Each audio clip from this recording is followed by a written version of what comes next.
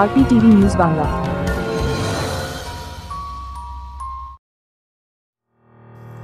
প্রভু জগন্নাথের আশীর্বাদে আমাদের দীর্ঘ প্রতীক্ষার অবসান ঘটতে চলেছে শীঘ্রই।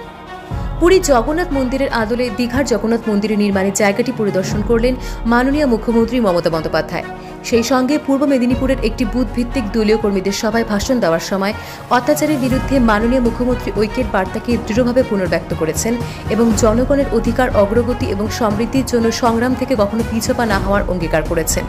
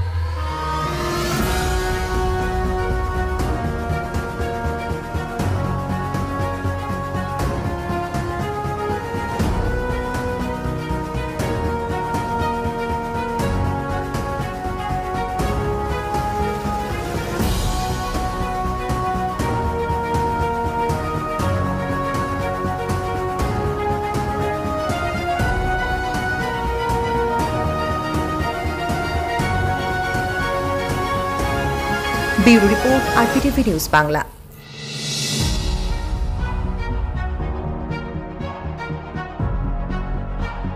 RPTV News Bangla.